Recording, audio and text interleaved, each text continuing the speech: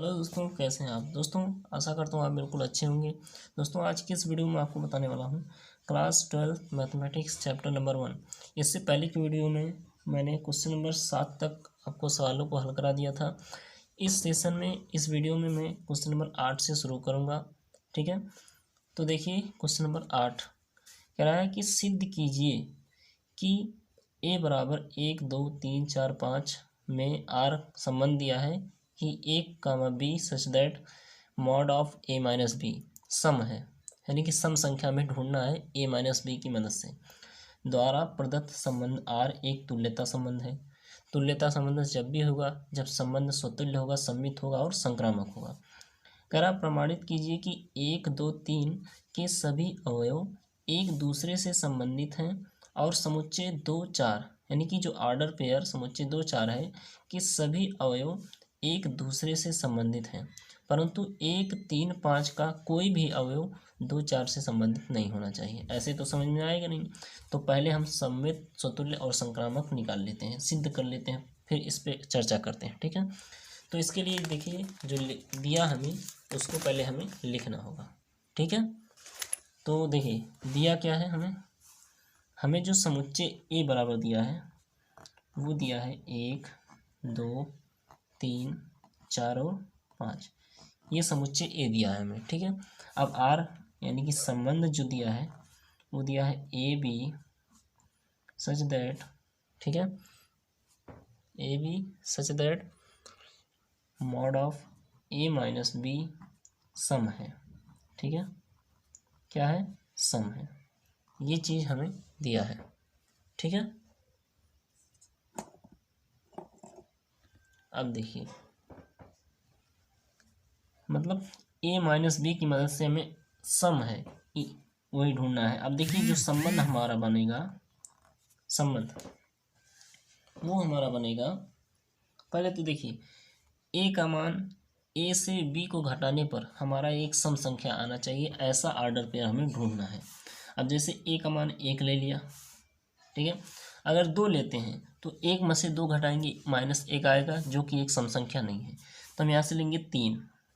ठीक है, अच्छा देखिए यहाँ से एग्जाम्पल ले लीजिए, जैसे ए माइनस बी है, मॉड ए माइनस बी। ठीक है, अब ए के स्थान पर मैं 1 रख देता हूँ, 1 माइनस बी के स्थान पर 3 मॉड, तो ये हो जाएगा मॉड -2। तो ये जब मॉड से बाहर निकलेगा, मॉड के अंदर कोई भी निगेटिव संख्या होती है तो बाहर निकलने पर वो पॉजिटिव ही मानी जाती है, यानी कि कोई भी मॉड के अंदर निगेटिव है तो वो पॉजिटिव माना जाएगा। ठीक है, तो ये जाएगा 2। ठीक, ये चीज़ समझिए। ठीक, मतलब मॉड के अंदर कोई भी संख्या वो समझ लीजिए पॉजिटिव है। अब देखिए 1 में से 3 घटाया मैंने तो एक सम संख्या आया। इसी प्रकार का 1 की मदद से और ढूंढना है, 3 1 भी हो जाएगा, इसी का अपोजिट 3 में से 1 गया 2। ठीक है, इसके बाद जैसे हम ढूंढते हैं 1 और 5, 1 में से 5 घटाएंगे तो आएगा हमारा -4 जो कि एक सम संख्या है। ठीक है, इसी प्रकार इसका अपोजिट 5 और 1 हो जाएगा। ठीक, इसी प्रकार अब 5 से होगा नहीं, 1 से होगा नहीं, अब 2 से शुरू करते हैं, 2 से 4 में हो जाएगा। ठीक है, और 4 से 2 में, क्योंकि घटाने पर एक सम संख्या ही आएगा। इसके बाद देखिए 2 से 6 हो जाएगा यानी कि 4 आएगा, इसके बाद 6 से 2। ठीक, अब देखिए अब हम 3 से शुरू करते हैं, क्योंकि 2 से अब नहीं होगा, 3 से 5 में करेंगे, तो 3 में से 5 घटाएंगे -2 यानी कि 2 जो आया वो एक सम संख्या है, इसका अपोजिट हो जाएगा 5 3। ठीक, अब देखिए 4 से, जैसे 4 से 6 में कर रहे हैं हम, तो 6 4 भी हो जाएगा, क्योंकि 6 में से 4 गया 2। ठीक है, तो इतना ही हमें ऑर्डर पेयर मिलेगा, क्योंकि 4 से आगे जाएंगे तो 5 आएगा, 5 में से 4 घटाएंगे या कोई भी अंक घटाएंगे तो एक सम संख्या नहीं आएगा। मान लीजिए 5 में से 3 घटाते हैं तो 5 3 ऑलरेडी है, यहाँ से देखिए 5 3। ठीक है, तो ये इतना ही ऑर्डर पेयर बनेगा। अब हमें इसी के माध्यम से बताना है स्वतुल्य, सममित और संक्रामक। ठीक है, तो पहले स्वतुल्य के लिए, स्वतुल्य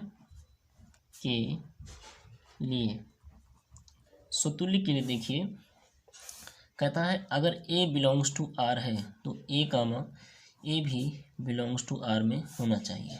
ठीक है, यहाँ से एक चीज़ मैं भूल गया लिखने के लिए, 1, भी ऑर्डर पे है क्योंकि 0 भी एक सम संख्या है। ठीक है, 1, भी इसमें ऐड कर लीजिएगा। ठीक है, तो कह रहा है अगर 1, बिलोंग्स टू आर है तो A, भी बिलोंग्स टू आर में है, जबकि 1, है। ठीक है, तो इस जगह 1, बिलोंग्स टू आर, इसलिए क्या है, स्वतुल्य है। ठीक है, इसलिए क्या है, स्वतुल्य है। लिख देता हूँ, स्वतुल्य है। पहला कंडीशन हो गया। दूसरा क्या है, सममित के लिए। सममित के लिए जब तक आप बेसिक कॉन्सेप्ट नहीं जानेंगे तब तक सवालों को नहीं समझ पाएंगे। ठीक है, देखिए सममित के लिए क्या है, अगर A1, A2 belongs to are है तो A2, A1 भी बिलोंग्स टू आर में होना आवश्यक है। A1, A2 के आधार पे आप कोई भी ऑर्डर पेयर ले सकते हैं। जैसे मैं 1 और 3 ले लेता हूँ। अगर 1 और 3 बिलोंग्स टू आर है तो 3, 1 भी बिलोंग्स टू आर में होना चाहिए, जबकि है। ठीक है, तो 3, 1 भी बिलोंग्स टू आर में है हमारा। ठीक है, तो इसलिए भी क्या होगा, सममित है। ठीक है, सममित है। हमारा दूसरा कंडीशन भी हो गया। तीसरे में देखते हैं, इसके लिए संक्रामक के लिए, फॉर ट्रांसिटिव। ठीक है, संक्रामक के लिए देखिए, संक्रामक के लिए मैं कहता है कि अगर A1, A2 belongs to R, A2, A3 belongs to R, तो ये जो A1 और A3 है ये भी बिलोंग्स टू आर में होना चाहिए, ये चीज़ कहता। तो A1, A2 के स्थान पर आप कोई भी ऑर्डर पे ले सकते हैं। जैसे मैं यही वाले ले लेता हूँ, 1, 3 बिलोंग्स टू आर। अब दूसरा ऑर्डर पेयर वो लेना है, यहाँ से A2 है तो यहाँ से A2 से शुरू है, वो लेना है जो 3 से शुरू हो। अब 3 से क्या शुरू है, 1, 3, 3, 1। ठीक है, या फिर 3, 1 हो गया, यहाँ से जाएगा 3, 1 बिलोंग्स टू आर। फिर अब क्या, 1 मतलब A1 और A3, तो A1 यहाँ पर 1 है और A3 है 1, यानी कि 1 और 1 बिलोंग्स टू आर में होना चाहिए, जबकि है। ठीक है, तो इसलिए ये भी क्या होगा, संक्रामक होगा। ठीक है, तो इसमें सिद्ध करने के लिए क्या कह रहा है कि एक तुल्यता संबंध है। ठीक है, तुल्यता संबंध हो गया। अगर संबंध तो तुल्य है, सममित है और संक्रामक है। ठीक है, यहाँ से लिख दिए, अतः स्वतुल्य, ये मैं एक बार लिखूंगा, इसके बाद आप लिख लीजिएगा। ठीक है, अतः स्वतुल्य, सममित और संक्रामक है। ठीक है, संक्रामक है, इसलिए क्या, संबंध क्या होगा, संबंध स्वतुल्य होगा, सॉरी संबंध तुल्यता संबंध होगा, तुल्यता संबंध होगा। ठीक है, मतलब आपको मान के चलना है कि जब संबंध स्वतुल्य हो, सममित हो, संक्रामक हो, तो वो संबंध तुल्यता संबंध होगा। ठीक है, अब देखिए यहाँ पर देख लीजिए, आपको बोल रहा है कि प्रमाणित कीजिए कि 1, 3, 5 के सभी अवयव एक दूसरे से संबंधित हैं। यानी कि अब 3 अवयव लिख लेना है और एक दूसरे से संबंधित है, यानी कि हमें ऑर्डर पेयर निकालना है। फिर कह रहा है कि 2, 4 के सभी अवयव एक दूसरे से संबंधित हैं।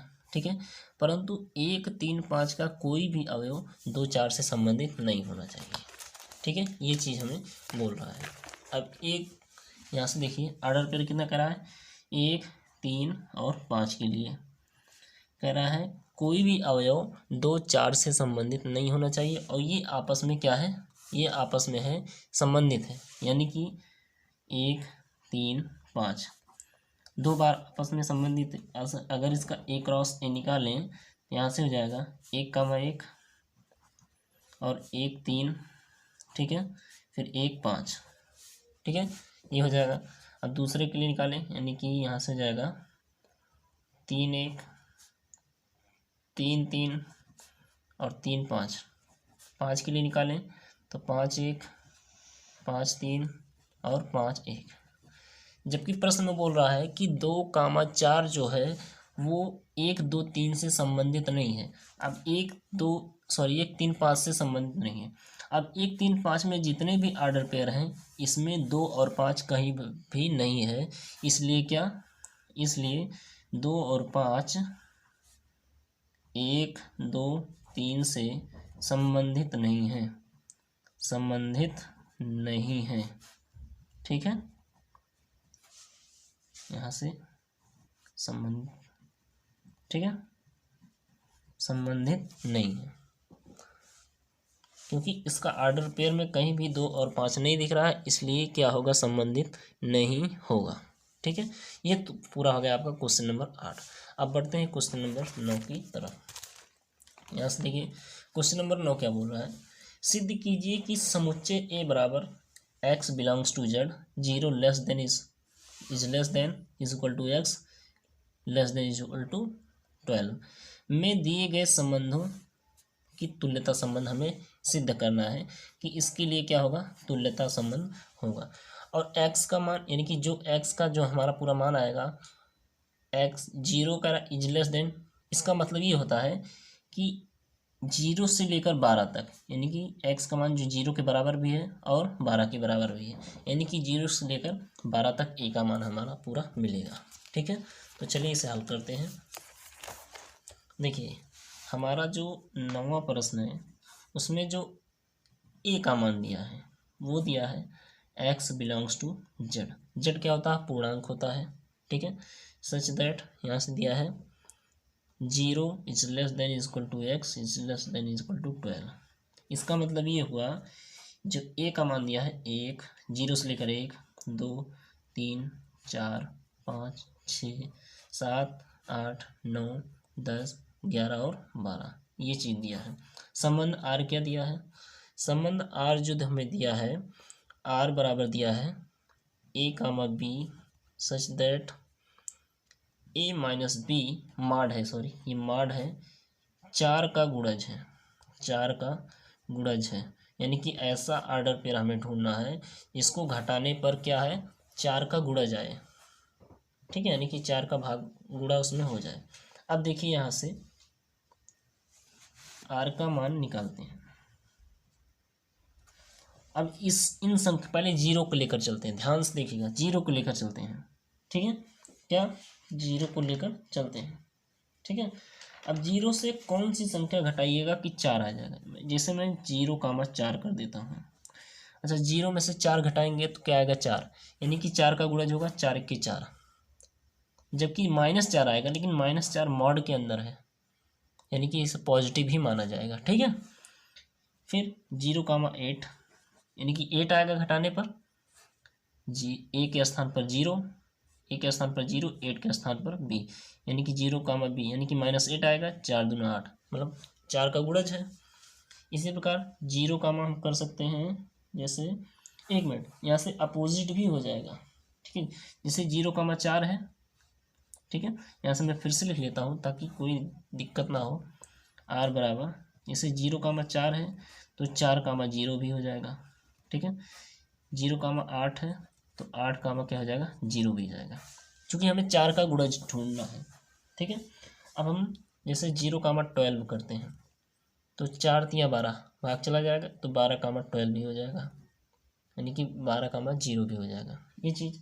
इसके बाद देखिए अब इसके आगे नहीं होगा क्योंकि 12 तक हो गया 0 का। अब 1 पे बढ़ते हैं, अगर 1 का 5 के साथ कंपेयर कराएं तो 5 में से 1 घटेगा, 4 आएगा, 4 के 4 यानी कि 4 का गुणज हो जाएगा। ठीक है, इसी प्रकार 5,1 भी होगा। ठीक है, इसी प्रकार जितने भी हो सके आपको ढूंढना है।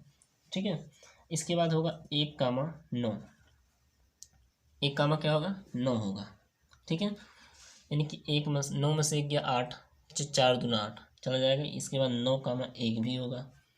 ठीक, इसके बाद देखिए 2,6 होगा, जितना होगा मैं उतना निकाल दे रहा हूँ। ठीक है, बाकी देखिएगा। ठीक है, ठीक, ये मैंने निकाल दिया आर का, जितना हमारा बनेगा 4 का गुणज। आप घटा के देख लीजिएगा, कोई भी ऑर्डर पेयर एक दूसरे को घटाइएगा तो वो 4 का गुणज ही निकलेगा।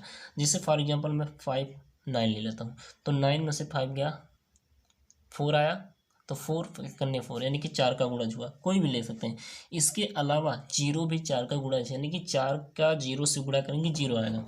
इसके अलावा हम ले सकते हैं 1, 2, 2, 3, 3, यानी कि ऐसे 12 तक है तो हम करते चले जाएंगे 12, 12 ऐसे करते चले जाएंगे। इतना आर्डर पेयर हमारा बनेगा। ठीक है, ये तो बन गया हमारा आर्डर पेयर।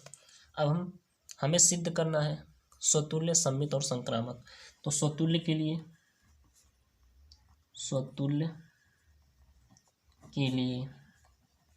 ठीक है, स्वतुल्य के लिए देखिए क्या है, a comma A belongs to are होना चाहिए। तो ए कामा एक मतलब समान संख्या, हम यहाँ से 1, 1 बिलोंग्स टू आर मिल गया, तो ये क्या होगा, स्वतुल्य होगा। ठीक है, दूसरा देखिए सममित के लिए,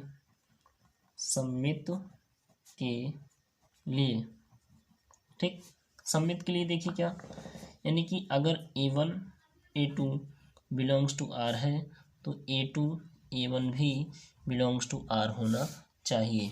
ठीक है, तो यहाँ से देखिए A1 A2 के स्थान पर कोई भी ऑर्डर पे उठाइए। जैसे मैं उठाता हूँ फॉर एग्जांपल 0 और 4 उठाता हूँ। ठीक है, यहाँ से 0 4 बिलोंग्स टू आर है तो 4 और 0 भी बिलोंग्स टू आर में होना चाहिए, जबकि 4 0 है, इसलिए ये भी क्या है, सममित है। ठीक है, ये हो गया। अब संक्रामक के लिए देखिए, तीसरा संक्रामक के लिए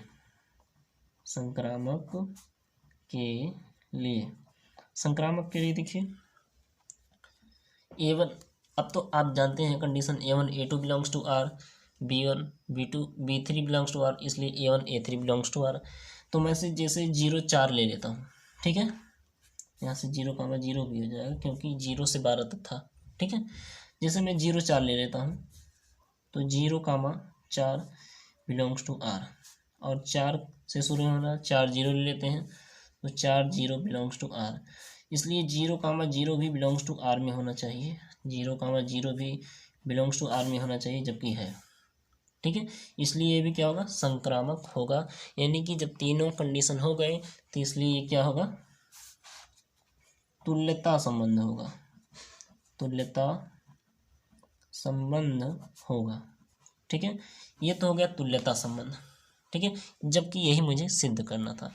अब इसी संबंध में, इसी ऑर्डर पेयर में मुझे जो दूसरा कंडीशन दिया है, दूसरा संबंध दिया है, वो दिया है आर बराबर, ठीक है, आर बराबर दिया है A, B such that A बराबर B। ठीक है, ये चीज़ हमें दिया है। ठीक है, अब यहाँ से देखिए स्वतुल्य के लिए, पहला स्वतुल्य के लिए, स्वतुल्य के देखिए कह रहा है इसमें A बराबर A, यानी कि A का मान जितना उतना B का मान भी है, यानी कि जो A होगा वो भी अपने मान से तो बराबर होगा, A का खुद के साथ कंपेयर, यानी कि A खुद के साथ क्या है, एक बराबर में है। ठीक है, यानी कि A, A belongs to R होगा। ठीक है, A, A, यानी कि क्योंकि यहाँ से रीजन लिख सकते हैं, क्योंकि A खुद के साथ बराबर है। ठीक है, इसलिए क्या होगा, स्वतुल्य होगा। सममित के लिए देखिए,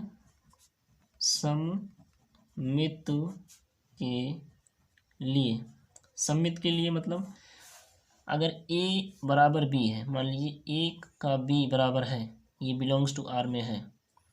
ठीक है, तो B बराबर A भी तो होगा बिलोंग्स टू R में। कहने का मतलब अगर A का मान 10 है और B का मान भी 10 है तो A 10 बराबर होगा, A बराबर B होगा, तो B बराबर 10 भी तो होगा, B बराबर A भी होगा, यानी कि दोनों का मान 10 आएगा, इसलिए क्या होगा, सममित है। ठीक है, तीसरा देखिए संक्रामक के लिए,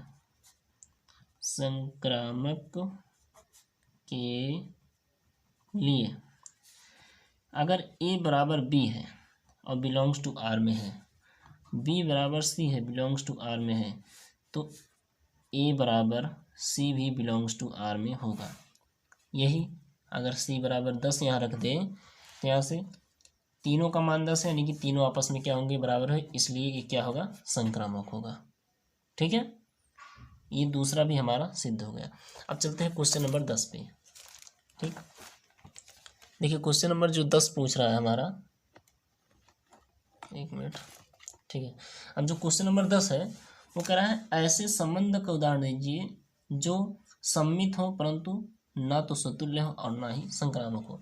यानी कि ऐसा ऑर्डर पेयर, ऐसा संबंध हमें ढूंढना है जो कि उसे हल करने पर सममित हो लेकिन ना तो समतुल्य हो ना ही संक्रामक हो। ध्यान दीजिएगा, सममित हो, ना तो समतुल्य है और ना ही संक्रामक हो, ऐसा उदाहरण हमें ढूंढना है ना। ठीक है, अब देखिए यहाँ से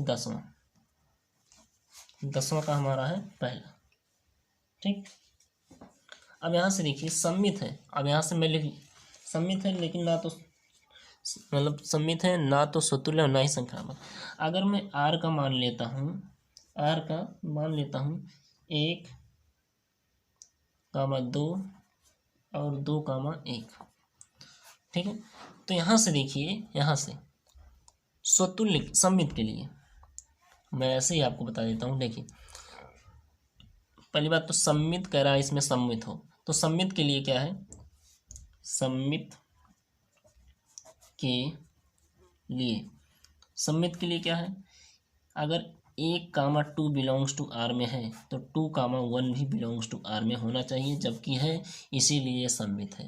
लेकिन कह रहा है इसमें स्वतुल्य भी नहीं है, तो स्वतुल्य के लिए भी चेक कर लेते हैं। स्वतुल्य के लिए, स्वतुल्य कहता है कि A, बिलोंग्स टू आर होना चाहिए, यानी कि कोई भी अंक हो समान हो, जबकि समान नहीं है इसलिए does not belongs to R हो जाएगा और ये स्वतुल्य नहीं है। ठीक है, संक्रामक भी कह रहा है नहीं है, तो संक्रामक भी चेक कर लेते हैं ताकि हमें विश्वास हो जाए। संक्रामक कहता है अगर A1, A2 belongs to are है और A2, A3 belongs to are है तो A1, A3 भी बिलोंग्स टू आर में होना चाहिए। अब A1, A2 ले लेते हैं, जैसे मैं ले लेता हूँ यहाँ से A2 ले लेता हूँ, बिलोंग्स टू आर है A2 में, ठीक है। A2, A3 यानी कि 2, 1 हो गया। फिर हमें 1, 1 भी मिलना चाहिए, जबकि इस ऑर्डर पेयर में 1, 1 कहीं भी नहीं है, इसलिए does not belongs to R और ये क्या हो जाएगा, संक्रामक नहीं होगा। ठीक है, पहला कंडीशन हो गया पूरा। अब देखिए दूसरे पे चलते हैं। दूसरे में कह रहा है, ध्यान से दीजिए, दूसरे में कह रहा है कि संक्रामक हो परंतु ना तो समतुल्य हो ना ही संक्रमित हो, मतलब ना सम्मित हो। अब इसके लिए जैसे मैं उदाहरण लेता हूँ, मान लीजिए इसमें उदाहरण मतलब इस क्वेश्चन के अनुसार चल रहा है, कह रहा है संक्रामक हो लेकिन ना तो समतुल्य होना चाहिए ना तो सम्मित होना चाहिए। जैसे 1, 2, 2, 3 ले लेता हूँ, तो 1, 3 भी मैं ले लेता हूँ। ठीक है, पहली बात तो स्वतुल्य तो बिल्कुल नहीं है, समान नहीं है, सम्मित भी नहीं है, क्योंकि 1, 2 है तो 2, 1 भी होना चाहिए, इसलिए क्या होगा, ये संक्रामक होगा। संक्रामक होगा कैसे, 1, 2 है, फिर 2 से शुरू 2, 3 है, तो 1 और 3 भी होना चाहिए, 1, 3 है, इसलिए ये क्या होगा, संक्रामक होगा। ठीक है, अब चलिए क्वेश्चन नंबर 3 पे। क्वेश्चन नंबर 3, क्वेश्चन नंबर 3 में कह रहा है कि 10वां है, अभी 10वां चल रहा है। ठीक है, कह रहा है स्वतुल्य है लेकिन स्वतुल्य और सम्मित हो किंतु संक्रामक नहीं है। स्वतुल्य ऐसा ऑर्डर पे लेना है कि स्वतुल्य और सम्मित हो। सम्मित हो यानी कि स्वतुल्य हो तो पहले 1, 1 ले लेना है, यानी कि कोई भी अंक लीजिए बराबर लीजिए। सम्मित कह रहा है तो 1, 2 के बाद 2, 1 भी ले लीजिए। ठीक है, ये लीजिए, लेकिन इसमें कह रहा है कि संक्रामक नहीं होना चाहिए। स्वतुल्य तो हो गया हमारा, सम्मित भी हो गया, 1, 2, 2, 1। संक्रामक के लिए जैसे, संक्रामक के लिए जैसे, संक्रामक के लिए अगर 1, 1, 2 ले लेते हैं, 1, 1 मिनट, तीसरा है ना, ठीक है, नो ट्रांसटिव मतलब ट्रांसटिव मतलब संक्रामक नहीं होना चाहिए। ठीक है, तो यहाँ से हो जाएगा, जैसे मैं 1, 2 ले लेता हूँ, ठीक है, इसके बाद 2, ठीक है, देखिए ये उदाहरण गलत है। ठीक है, ये उदाहरण गलत है, यहाँ से ले लेता हूँ, जैसे r बराबर 2, 2 इसके बाद ले लेता हूँ 2 4 और 4 2। इस उदाहरण को अगर ले लेता हूँ तो स्वतुल्य है, संक्रामक भी है, 2 4 4 मतलब सममित भी है 2 4 4 2, लेकिन संक्रामक नहीं है। यहाँ से देखिए संक्रामक के लिए अगर मैं 2 4 ले लेता हूँ 2 4, ठीक है, यहाँ से इसको मान लीजिए 1 1 ले लेता हूँ, ठीक है, क्योंकि उदाहरण हमें सही लेना है, ठीक है, इससे मतलब नहीं, उदाहरण हमें सही लेना है। अब यहाँ से देखिए अगर मैं इसको 1 1 ले लेता हूँ, ये तो सम्मित तो हो गया, सम्मित हो गया। अब मतलब स्वतुल्य हो गया। सम्मित के लिए 2 4 4 2 सम्मित, लेकिन संक्रामक के लिए देखिए 2 4 बिलोंग्स टू आर और 4 2 बिलोंग्स टू आर, लेकिन 2 comma 2 does not belongs to R. देख लीजिए 2 कामा 2 कहीं पर है, नहीं है, तो ये हो जाएगा संक्रामक नहीं होगा। मतलब ये उदाहरण हमें सही है, उदाहरण ही हमें दिखाना है, तो ये उदाहरण हमारा सही है। अब चलिए चौथे पे, चौथे में है कह रहा स्वतुल्य और संक्रामक हो किंतु सम्मित नहीं हो, ठीक है, स्वतुल्य और संक्रामक हो लेकिन सम्मित नहीं हो। जैसे हम उदाहरण ले लेते हैं 1 कामा 1 1 कामा 2, आपको क्वेश्चन के अनुसार ही अब ले लेते हैं, जैसे 3 ले लेते हैं और 1 कामा 3, ठीक है, आपको क्वेश्चन के अनुसार ही ऑर्डर पेयर ढूंढना है।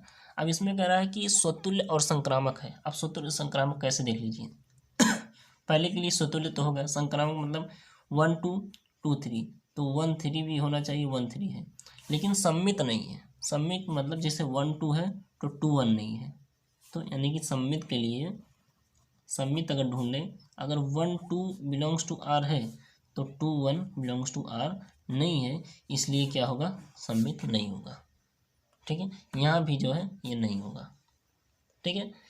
स्वतुल्य और संक्रामक तो हैं। अब देखिए पांचवा में कह रहा है कि सम्मित और संक्रामक हो किंतु स्वतुल्य स्वतुल्य ना हो। तो इसके लिए अगर उदाहरण हम रखते हैं तो 1 कामा 2 मान लीजिए है, 2 कामा 1 और 1 कामा 1 कह रहा सम्मित होना चाहिए और संक्रामक होना चाहिए, स्वतुल्य नहीं होना चाहिए। एक मिनट, ये तो स्वतुल्य हो गया,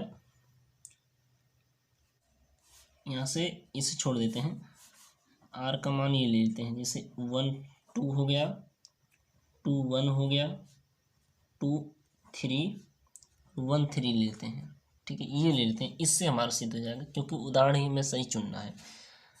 अब कह रहा है कि सम्मित और संक्रामक है लेकिन स्वतुल्य नहीं है। स्वतुल्य का देख लीजिए कंडीशन कहीं भी नहीं है, मतलब कोई भी अंक, कोई भी ऑर्डर पेयर समान नहीं है, इसलिए स्वतुल्य नहीं है।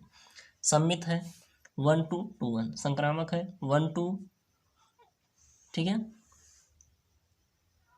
तो यहाँ से 1 कामा 1 भी ले लेते हैं, 1 2 2 1, तो यहाँ से 1 1 भी हमारा आ गया, यानी कि ये उदाहरण हमारा सही है, ठीक है। अब चलते हैं क्वेश्चन नंबर 11 पे। देखिए क्वेश्चन नंबर 11 में क्या कह रहा है, कह रहा है कि सिद्ध कीजिए किसी समतल में, सिद्ध कीजिए किसी समतल में स्थित बिंदुओं के समुच्चय में आर जो है पी क्यू, बिंदु पी की मूल बिंदु से दूरी बिंदु क्यू की मूल बिंदु से दूरी समान है, द्वारा प्रदत्त संबंध आर एक तुल्यता संबंध है। फिर कह रहा है पुनः सिद्ध कीजिए कि P naught does not equal to 0,0, यानी कि जो ये पी बिंदु स्थित है ये मूल बिंदु पर स्थित नहीं होता है, नहीं होना चाहिए। यानी कि मूल बिंदु कहाँ होता है, यानी कि मूल बिंदु का निर्देशांक 0,0 होता है, तो P मूल बिंदु पर स्थित नहीं होना चाहिए। से संबंधित सभी बिंदुओं का समुच्चय P से होकर जाने वाले एक ऐसे वृत्त को निरूपित करता है जिसका केंद्र बिंदु, ठीक है, पर है। अब देखिए इसे हम हल करते हैं। वैसे तो पढ़ने में तो समझ में नहीं आता है, लेकिन जब हल करते हैं तब समझ में आता है। अब देखिए पहले जो R का मान दिया गया है वो लिख लेते हैं। R का मान दिया गया है जो पी क्यू सच दैट, यहाँ से मैं थोड़ा बड़ा दिया है तो लिख लेते हैं बिंदु P की मूल बिंदु से दूरी, बिंदु P की मूल बिंदु से दूरी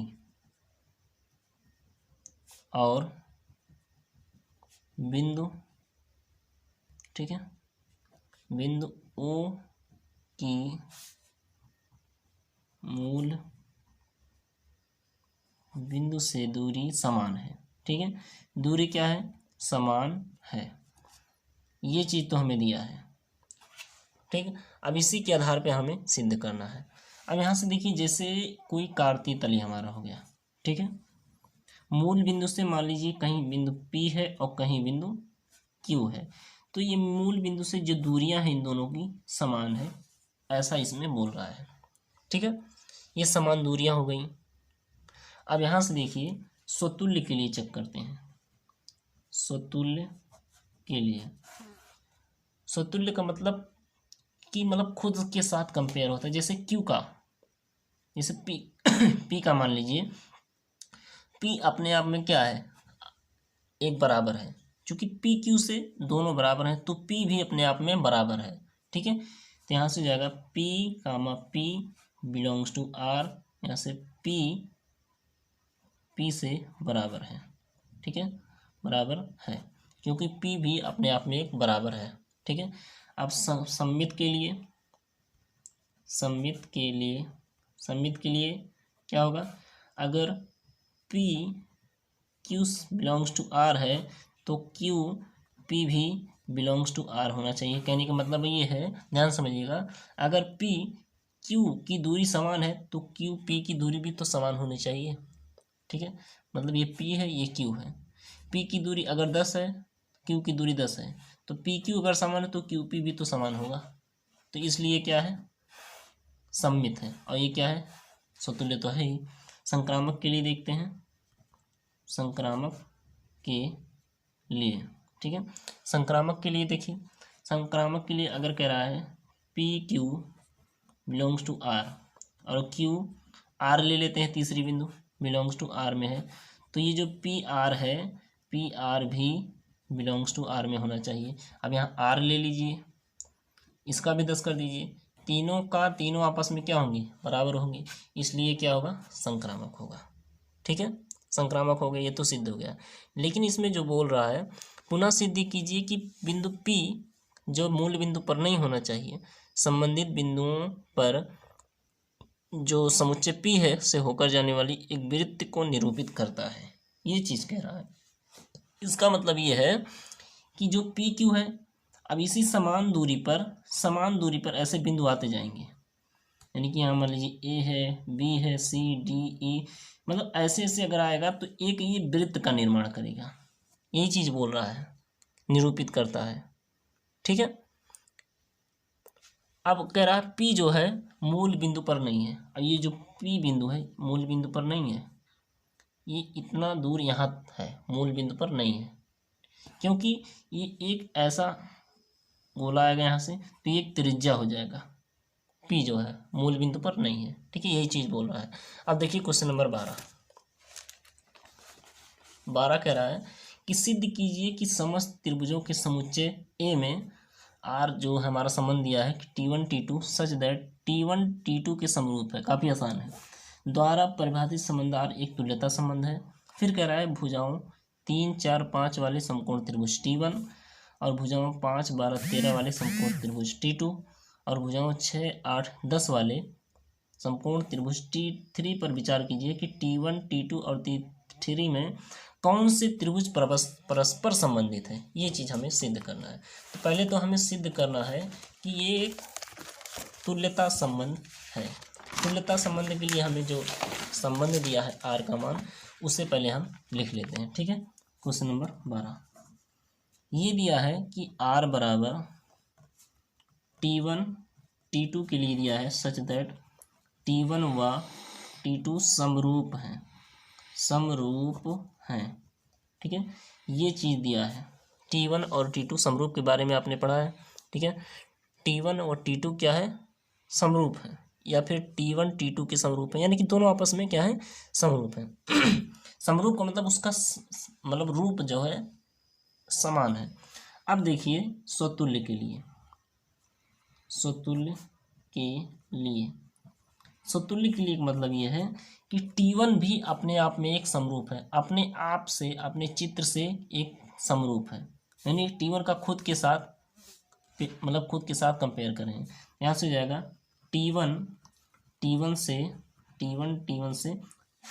T1 से क्या होगा, समरूप होगा, यानी कि खुद के साथ समरूप होगा।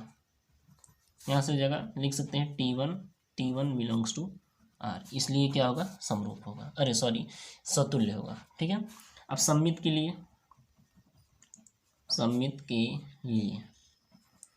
लिए इसमें देखिए, अगर कह रहा T1 T2 के समरूप होगा तो क्या T2 भी T1 के समरूप होगा? बिल्कुल होगा, क्योंकि समान रूप है, उसका आकार समान है। यानी कि अगर त्रिभुज इतना बड़ा है, ये इतना बड़ा है, इससे मतलब नहीं, बड़ा छोटा का बात नहीं किया गया है, इसमें समान रूप दिखा है। रूप मतलब इसका भी रूप त्रिभुज है, इसका भी रूप त्रिभुज है। अगर मान लीजिए T1 है, ये T2 है, अगर T1 T2 के समरूप है तो T2 T1 के भी समरूप होगा, इसलिए क्या होगा, सममित होगा। यहाँ से आप लिख सकते हैं, यदि T1 T2 के समरूप है तो T2 T1 के भी समरूप होगा, लिख सकते हैं, या फिर ऐसे ही छोड़ देंगे तो कोई दिक्कत नहीं होगा। ठीक है। अब चलिए संक्रामक के लिए कह रहा है कि संक्रामक में अगर T1 T2 के समरूप है और T2 T3 के समरूप है तो क्या T1 T3 के समरूप होगा? बिल्कुल होगा भाई। मान लीजिए यहाँ कोई त्रिभुज और आ गया, उसका नाम T3 है, तो तीनों आपस में एक त्रिभुजाकार है, ये नहीं कि ये आयत है। ठीक है, ये आयत नहीं है, तीनों आपस में त्रिभुजाकार हैं, इसलिए ये भी क्या होगा, संक्रामक होगा। लेकिन आगे बोल रहा है, यहाँ से देखिए, आप क्वेश्चन में देखिए, आगे बोल रहा है कि ये जो तीन त्रिभुज दिए गए, समकोण त्रिभुज T1 T2 T3, मान लीजिए ये समकोण त्रिभुज है, कह रहा है तीनों मतलब किससे संबंधित है। अब यहाँ से मैं आपको समझाता हूँ। देखिए, जैसे मान लीजिए यहाँ समकोण त्रिभुज दिया है, तो मान लीजिए ये एक समकोण त्रिभुज है, ये समकोण त्रिभुज और ये समकोण त्रिभुज, ये T1 है, T2 है, T3 है। कह रहा है जो T1 है 3 4 5 लंबाई वाला है, इनकी इसका लंबाई है 3 4 5, यानी कि लंब आधार कर्ण होगा। और इसका जो दिया है, ये दिया है 5 12 13, 5 12 13। T3 का दिया है 6 8 10। ठीक है, 6 8 10। अब कह रहा है कौन सा त्रिभुज आपस में संबंधित है। मुझे अब देखिए, अगर ये जो T1 है, T3 T1 का दोगुना है, जैसे 3 दूना 6, 4 दूना 8, 5 दूना 10, यानी कि इसको काटेंगे, 2 से भाग कर देंगे, इसी के बराबर आएगा। इससे यह सिद्ध होता है कि T1, इसलिए ये तो मैंने समझाया है।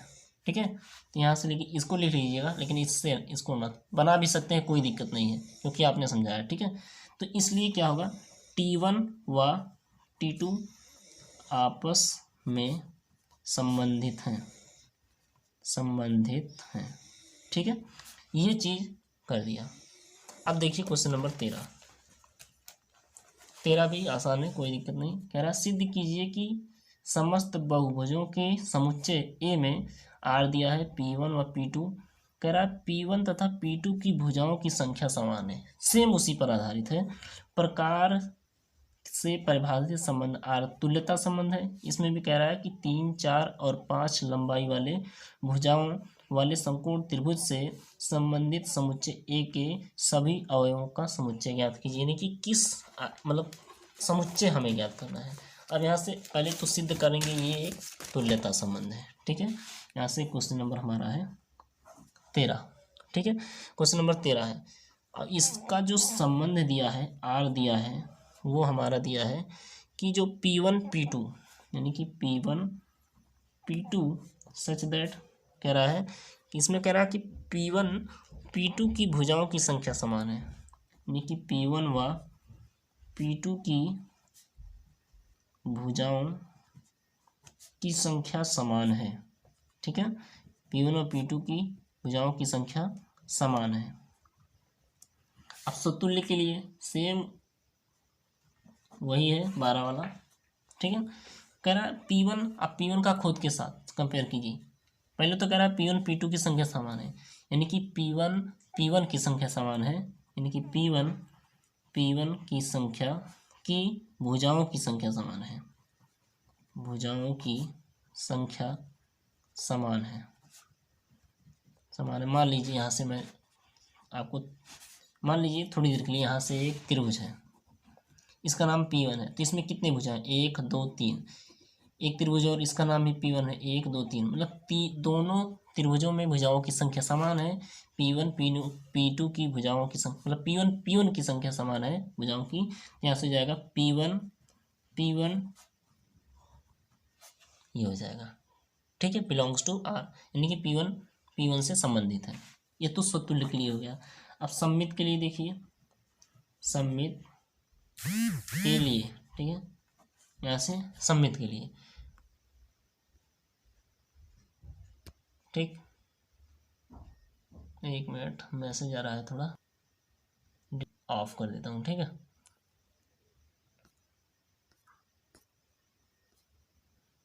ठीक है, तो देखिए अब देखिए हम सममित के लिए, ठीक है।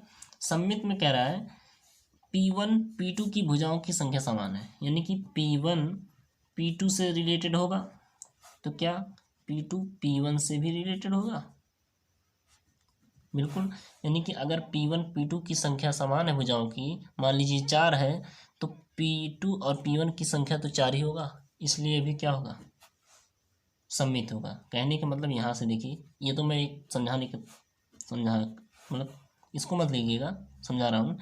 ये T1 है, ये T2 है, तो इसमें कितनी भुजाएं, 1 2 3, इसमें 1 2 3, तो कह रहा है अगर P1 है ना, तो P1 P2 belongs to R, यानी कि P1 में और P2 में अगर संख्या 3 है, तो P2 और P1 में भी तो संख्या 3 ही होगा, ठीक है, इसलिए क्या है, सममित है। संक्रामक के लिए सेम वही चीज़ है, ठीक है। तो संक्रामक मिल जाएगा P1 P2 belongs to R, P2 P3 belongs to R, इसलिए P1 और P3 भी बिलोंग्स टू R में होगा, ठीक है। तीनों की भुजाओं की संख्या बहुभुजों की संख्या समान है, ठीक है। अब आगे बोल रहा है कि लंबाई 3 4 और 5 वाली भुजाओं वाले समकोण त्रिभुज संबंधित समुच्चय ए के सभी अवयवों का समुच्चय ज्ञात कीजिए। यानी कि जो समुच्चय दिए हुए हैं किस त्रिभुज के समुच्चय हैं, ये एक त्रिभुज के समुच्चय हैं, 3 4 5 भुजाओं वाले समकोण त्रिभुज के संबंधित समुच्चय ए के सभी अवयवों के समुच्चय ज्ञात कीजिए। यानी कि ये हो जाएगा एक त्रिभुज के ये क्या है, समुच्चय है, ठीक है। ये तो हो जाएगा क्वेश्चन नंबर क्या है, 13 ना, ठीक है। ये हो जाएगा एक त्रिभुज का समुच्चय हो जाएगा, ठीक। मतलब ये किसके समुच्चय है, समुच्चय ज्ञात करने के लिए, तो ये एक त्रिभुज के समुच्चय हैं, ठीक है, क्योंकि त्रिभुज का बात की गई है इसमें। अब देखिए क्वेश्चन नंबर 14, सेम उसी प्रकार का क्वेश्चन नंबर 14 भी है, कोई दिक्कत नहीं है। कह रहा है मान लीजिए कि XY तल में स्थित समस्त रेखाओं का समुच्चय यल है, और यल में संबंध R दिया है कुछ, ठीक है, यानी कि L1 L2 समांतर है, ठीक है, द्वारा परिभाषित संबंध R। कह रहा सिद्ध कीजिए कि तुल्यता संबंध है। फिर कह रहा है रेखा y = 2x + 4 से संबंधित रेखाओं का समुच्चय ज्ञात कीजिए, ठीक है। यहाँ से देखिए ये रहा क्वेश्चन नंबर 14 है, ठीक है। अब जो संबंध दिया है उससे पहले हम लिख लेते हैं। संबंध में दिया है L1 समांतर है L2 के, यानी कि L1 L2 such that L1, ठीक है, यहाँ से L1 समांतर है L2 के, ठीक है, ये चीज़ हमें दिया है। स्वतुल्य भी होगा, स्वतुल्य के लिए L1 का L1 के साथ, मान लीजिए ये L1 तो ये दोनों रेखाएं आपस में क्या है, समांतर हैं, L1 के समांतर है, ठीक है, समांतर है, इसलिए क्या होगा, L1 जो होगा L1 से रिलेटेड होगा, तो ये क्या होगा, स्वतुल्य हो जाएगा। ठीक है। अब देखिए सममित के लिए, सममित के लिए जैसे L1 L2 के अगर समांतर है तो L2 L1 के भी समांतर होगा। ठीक है। अब यहाँ से नाम जैसे चेंज कर देंगे, ये 2 हो जाएगा। अगर L1 L2 के समांतर तो L2 L1 के भी तो समांतर होगा। ठीक है। यानी कि ये दोनों रेखाएं आपस में एक दूसरे से जुड़ी हुई हैं, यानी कि ये नहीं होगा तो समांतर कहाँ से होगा, और L1 नहीं हो तो समांतर कहाँ से होगा। ठीक है। इसलिए एक दूसरे से रिलेटेड है, तो ये इसलिए ये भी क्या होगा, सममित होगा। संक्रामक के लिए देखिए, संक्रामक के लिए अगर L1 L2 belongs to R और L2 L3 belongs to R तो L1 और L3 भी बिलोंग्स टू R होगा। ठीक है। क्योंकि अगर एक रेखा और ले लें और इसका नाम L3, तो L2 L3 भी समांतर होगा, L1 L2 भी समांतर होगा और L1 L3 भी समांतर होगा। यानी कि तीनों रेखाएं आपस में क्या होंगी, समांतर होगी। यानी कि L1 L2 belongs to R, L2 L3 belongs to R और L1 L3 भी बिलोंग्स टू R होगा। इसलिए ये भी क्या होगा, संक्रामक होगा। अब और बोल रहा है कि जो y बराबर दिया है हमें 2x+4 कह रहा है ये संबंधित रेखाओं की समुच्चय ज्ञात कीजिए। यानी कि इसमें कह रहा है ये समांतर रेखाओं की जो प्रवणता होती है इसमें बराबर होती है, समांतर रेखाओं की जो प्रवणता होती है बराबर होती है। तो ये जो अचर है, यानी कि यहाँ से एक प्लस सी लग जाए, नियतांक y बराबर 2x+c, ये चीज़ हमारा हो जाएगा। ठीक है। ठीक है, मतलब c के स्थान पर कुछ भी हो सकता है, तो +c नियतांक है। ये तो हमारा हल हो गया।